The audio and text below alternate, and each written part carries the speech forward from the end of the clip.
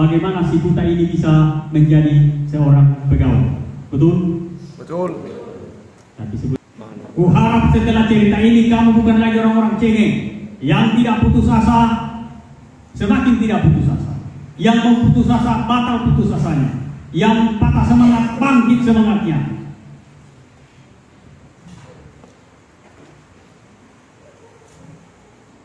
Ya, saya dilahirkan sudah dalam keadaan mata buta. Orang tua tidak menaruh harapan, sehingga dia berpikir, anakku ini tidak akan mampu buat apa-apa. Saya kemudian disekolahkan di Tanah Bugis, jauh dari orang tua. Makan hanya 2 kali sehari, tidak tahan lapar. Saya berhenti sekolah selama 6 bulan. Begitu sadar bahwa masa depan akan suram kalau tidak sekolah, saya putuskan untuk kembali lagi sekolah. Langkah pertama yang saya harus hadapi, memakai pakaian satu pasang selama 3 bulan, tidak diganti-ganti. Nanti diganti setelah ada yang kasih pakaian bekas. Ketika libur saya tidak berani pulang karena pertama tidak ada uang, kedua masih takut karena masih kecil. Apa yang saya lakukan? Kalau ada beras, tidak ada minyak tanah. Kalau ada minyak tanah saya bisa masak sendiri. Tapi kalau tidak ada, saya beras supaya tidak terlalu keras. Saya rendam, saya makan sarapan, makan siang. Kedua, kalau ada ubi, kalau ada kayu, ranting-ranting saya bakar. Kalau tidak ada, makan mentah. Yang penting di sini.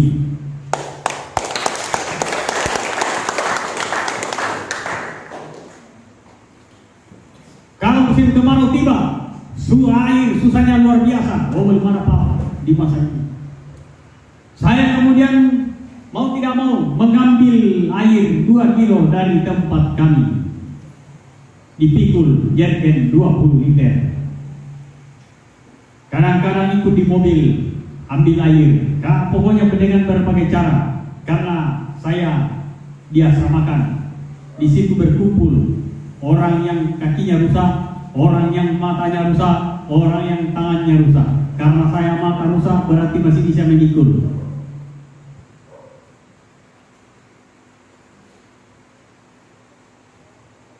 Kadang-kadang pulang sekolah mau makan di asrama, air tidak ada, padahal tidak sarapan dari pagi. Mau tak mau pergi ambil air dulu, tidak ada pilihan lain. Dalam keadaan perut lapar, mata buta, apa boleh buat? Saya pertaruhkan, ya Tuhan, apakah mungkin ada keajaiban? Seperti ada yang jawab hati saya, kalau kau pulang sudah pasti penderitaan, kelak kalau orang tua meninggal. Apakah kau mau dioper kiri kanan saudaramu, gak tahu lagi yang kasih makan? Wah, saya tidak mau. Kalau begitu hadapi. Tamat SD, saya tidak terlalu panjang cerita. Saya ke Makassar. Kuliah SMP di sana, masih tetap diasramakan. Memang makan sudah 3 kali, tapi saya tahu bahwa saya tidak akan dibiayai.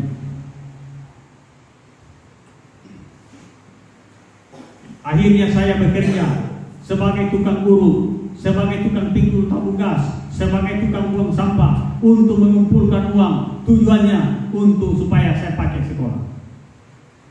Tamat SMP, mau cari sekolah, nilai bagus, tapi karena mata yang buta ditolak oleh banyak sekolah. Semua sekolah negeri menolak. Untung ada sekolah yang kurang siswanya sehingga saya diterima. Sekolah swasta. Tapi bagi saya tidak masalah mau swasta mau negeri, yang penting sekolah. Suatu hari saya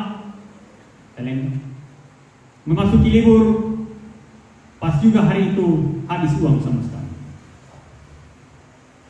Tapi sebelum hari sekolah, ada orang yang urut diberi 30.000 waktu itu, sudah banyak sekali. Itu yang saya pakai uang transport. Kalau tidak ada, saya jalan kaki sepotong jalan. Pakai pakaian bekas. Jadi saya tidak pernah memakai baju baru dari SMP sampai tamat SMA. Pakaian bekas. Bagi saya tak masalah pakaiannya bekas, yang penting semangatnya tidak bekas.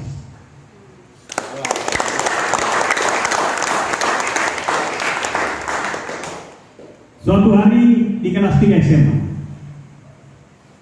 saya mau berangkat ke sekolah. Saya berdoa kepada Tuhan, ya Tuhan, sebentar lagi hamba-Mu akan meninggalkan tempat ini menuju sekolah. Antarkan pimpinlah dalam perjalanan hingga tiba dengan selamat dan tak kurang suatu apapun.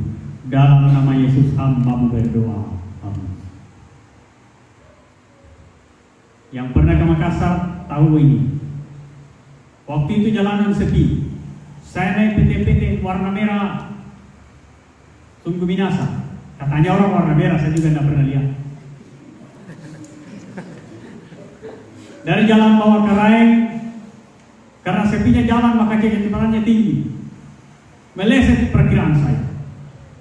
Mungkin jauhnya sekitar 200 meter. Turun dari mobil, saya bicara dalam hati,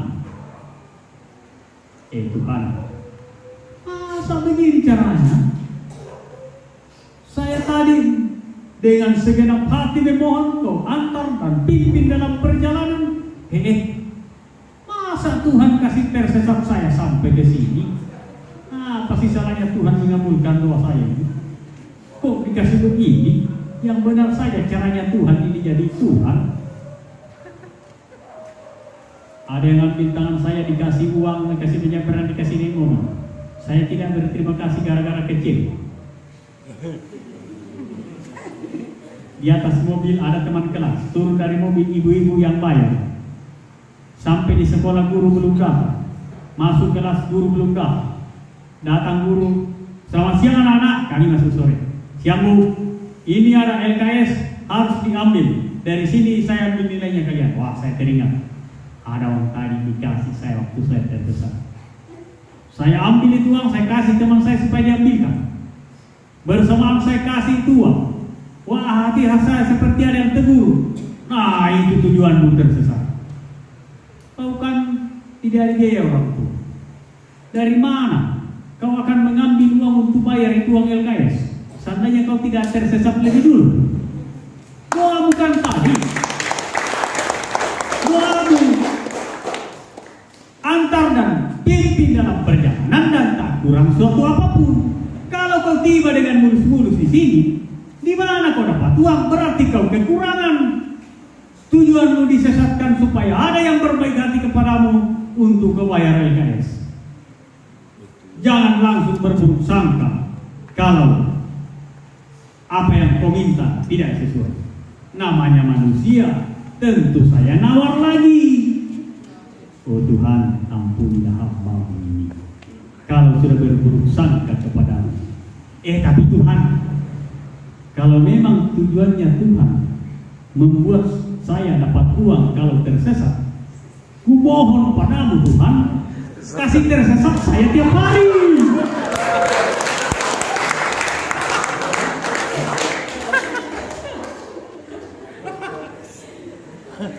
Seandainya Tuhan barangkali berwujud manusia, enakmu.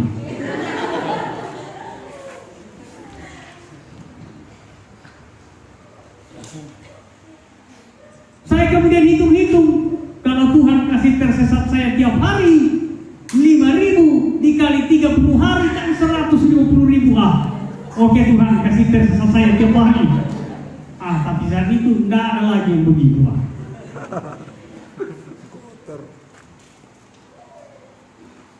Suatu hari lagi perjalanan ke sekolah, lagi-lagi kelas 3, saya musim hujan. Oh Tuhan, tundalah dulu turunnya hujan, supaya hamba-Mu ini tiba dengan tidak terkena hujan. Dalam nama Yesus, hamba-Mu berdoa. Amin. Saya turun di jalan Sungai Sadan, mobilnya lari, hujannya juga deras. Tuhan, masa kau tunda turunnya hujan ini? Apa salahnya?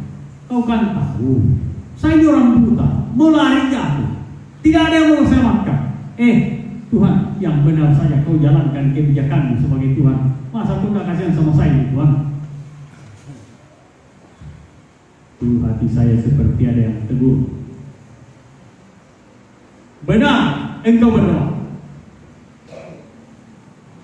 benar engkau memohon, tapi dupakah kau selama ini musim kemarau? Banyak makhluk yang membutuhkan hujan, katak-katak membutuhkan hujan, pohon-pohon membutuhkan hujan, banyak makhluk yang membutuhkan hujan. Masa hanya kau yang mau diperhatikan? Dulu kau gambarkan mau berteriak kegirangan, kesenangan kalau hujan. 5 menit terkena hujan tidak mau?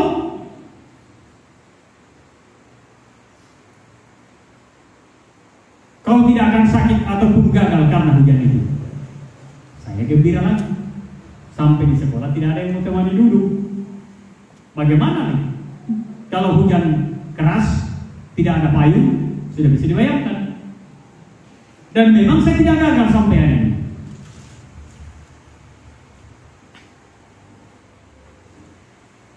Lanjut terus sampai lulus di STT intim. Waktu masuk juga jadi persoalan. Dulunya tidak mau diterima karena mata yang buta. Tapi saya katakan beri kesempatan 1 semester. Nilai tidak boleh bawa 2,5. Uang kuliah tidak ada diskon. Siap. Akhirnya lewat 1 semester. Ya, syukur-syukur saya lulus. Batal, mundur. Mau sarjana, diminta untuk tidak bikin skripsi, tulis saja biografi. Saya tidak mau. Saya lebih pilih penelitian di Jawa dengan mata yang buta.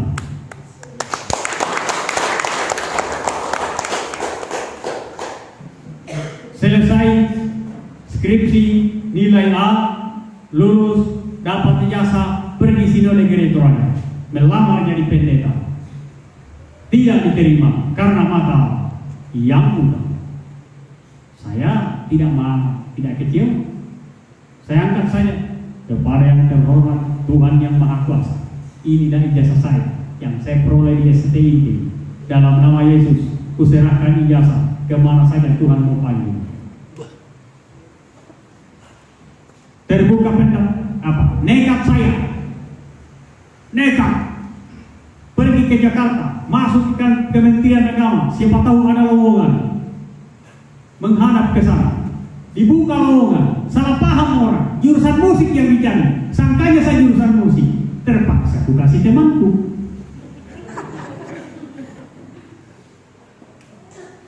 Terbuka lagi Departemen Sosial Republik Indonesia, ijazah SMA, saya mendaftar, lolos berkas, ujian, saya berdoa supaya lolos jadi pegawai negeri.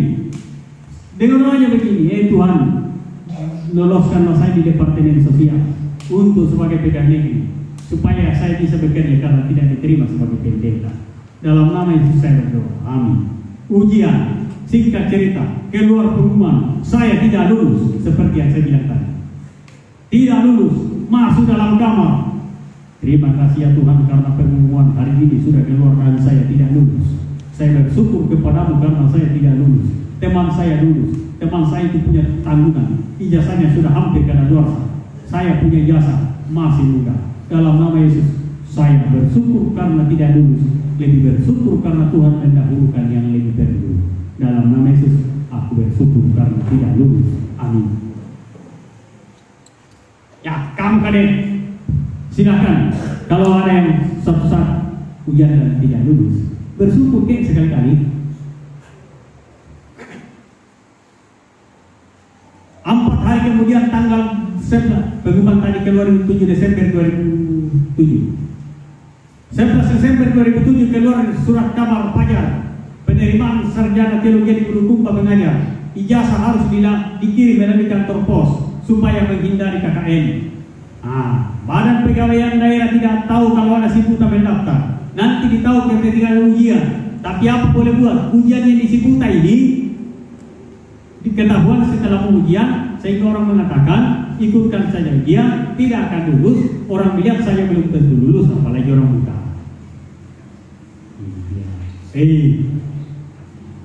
Bacakan soalnya, tuliskan jawabannya. dibaca soal, ditulis jawaban. Semua pengetahuan umum, tidak ada pengetahuan teologi. Saya ujian, selesai saya bilang saya pasti lulus. 21 Januari 2008 keluar pengumuman dalam surat kabar lulus. Wah, begini-begini mata buta sudah naik namanya di surat kabar loh.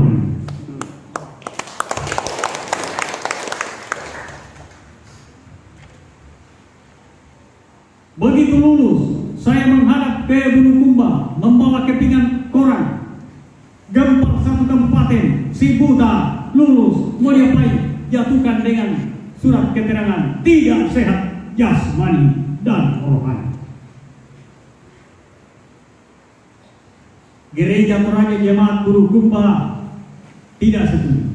Inspektorat tidak setuju. Dewan Perwakilan Rakyat Bulukumba tidak setuju. Dinas Kesehatan Bulukumba tidak setuju.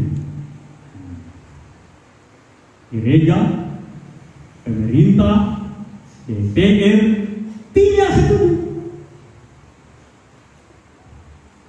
Wahai Tuhan, ini bukan permainan. Kalau bukan engkau turun dengan tanganmu yang perkasa, saya pasti kalah. Siapa yang saya andalkan? Kau lihat sendiri Tuhan. Aku ini bukan siapa-siapa. Akhirnya apa yang terjadi? Hati saya seperti ada yang suruh memilih rumah sakit polisi atau rumah sakit tentara. Kupilih rumah sakit tentara, tapi tidak ada yang kugenap. Besok pagi-pagi angin puting beliung datang mencabut atap rumah istri tentara di Kesdam 7 Wirabuana, Jalan Generasi, Pak Wahyudi Pak Mangaran, tahu akan hal itu. Dekat GPB Saitu. Akhirnya istri tentara yang kerja di pelabuhan itu tidak punya tumpangan, masuk ke kamar kos saya, diizinkan yang manajer kos. Kami kenalan, begitu kenalan, hati saya seperti ada yang dulu, minta tolonglah sama orang itu, karena untuk itulah dia datang. Singkat cerita, saya minta tolong. Intinya keluar keterangan dari pelabuhannya, saya tidak usah sebutkan bagaimana caranya. Masuk ke Bulukumba, dibawa ke Lengkepan Berkas. Inilah dialognya. Sudah periksa kesehatan? Sudah. Apa katanya? Sehat. Mana buktinya? Ini. Kesehatan Kodam 7 Wirabuana Rumah Sakit Umum Angkatan Darat Pelabuhan. Kenapa pilih Makassar? Kenapa tidak pilih Bulukumba? Ini yang benar. Pak, saya tidak ambil di Makassar karena saya tahu bahwa Rumah Sakit Bulukumba ini saya tidak tahu alamatnya. Kedua, kalau ada orang yang tidak mampu ditangani di Bulukumba, dirujuknya ke Makassar. Berarti Makassar lebih baik, saya ambilnya lebih baik. Ganti. Ya saya akan ganti Pak. Tapi kembalikan kepada saya yang dari Pelabuhan. Kalau mengapa ditanya? Kalau Pelabuhan katakan saya sehat, kalau Bulukumba katakan saya tidak sehat, berarti ada perbedaan pendapat. Kalau begitu modelnya, saya siap menghadap ke Jakarta ke Menteri Kesehatan dan menghubungi semua media massa baik elektronik maupun cetak supaya kita menjadi berita nasional. Wah, jangan begitu. Jangan juga tolak berkas saya, Pak. Setelah itu, konon kabarnya pemerintah daerah menyurat ke Kementerian Aparatur Negara, apakah si buta dari Kohanti ini yang sudah lulus bisa tetap lanjut atau tidak. Dibalas oleh Kemenpan, boleh. Singkat cerita, keluar SK 80%. Saya pergi ke gereja. Di dalam gereja itu saya diadili, tapi jangan marah sama gereja, itu biasa. Mau pulang, ditahan, sini dulu. Saudara mundur, karena saudara ini buta. Kami tidak mau anak-anak kami belajar orang buta. Oke, saya mau bertanya, siapa di antara kalian yang pernah melihat Tuhan dengan mata telanjang? Kalau pernah, berarti saya harus mundur kalau tidak lihat Tuhan. Kedua, siapakah di antara kalian yang menjamin bahwa tidak ada lagi orang buta akan terlahir ke bumi? Kalau saya tidak membawa perubahan, maka nasib orang buta di kemudian akan begini-begini juga. Tidak ada yang bisa jawab. Sidang ditutup tanpa keputusan. Saya dimarahi gara-gara lulus. Orang biasa lulus didoakan di gereja disyukuri. Saya lulus di gereja dimarahi. Tapi saya tidak cari simpati di sini. Ini pengalaman. Ini pengalaman.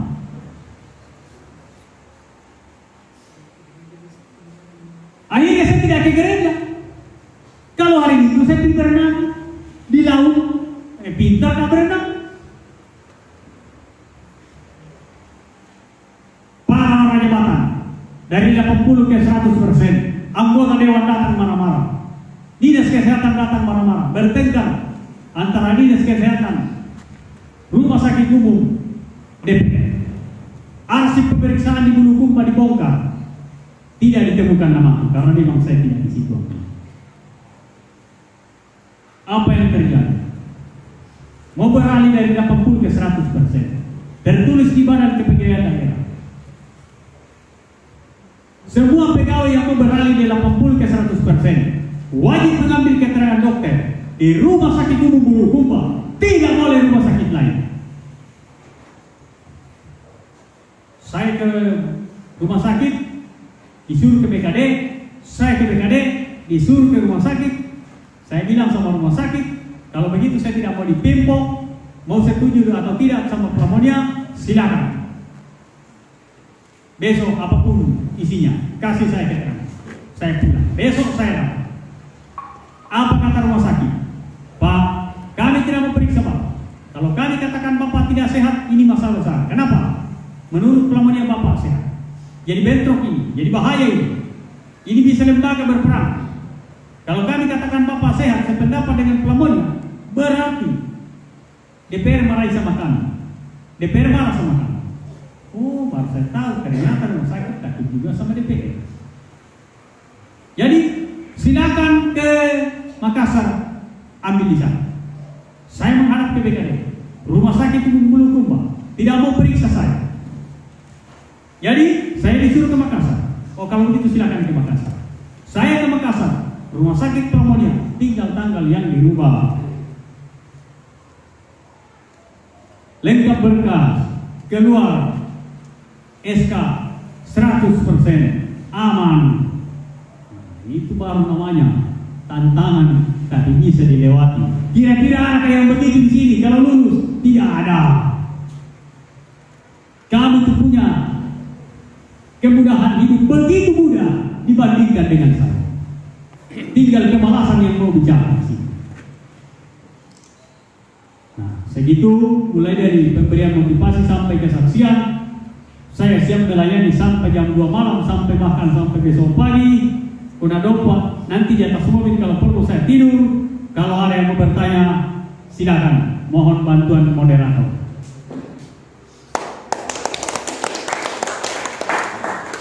Perasaan Bapak ada di jemaat atau di kelas di sini? Ya, di saat saya itu ke sini itu berarti saya merasa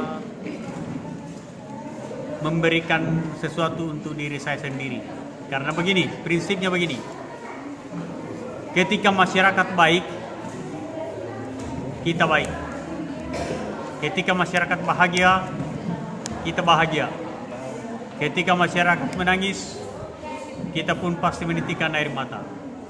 Kita bagian dari masyarakat, makanya itu berusahalah sejauh yang kita lakukan untuk memelihara kebaikan dalam masyarakat. Itu saja. Oke, terima kasih. Mewakili seluruh teman-teman di kelas Toleransi sangat bersyukur bahwa kemudian kami mendapat inspirasi yang luar biasa dari kehidupan Bapak.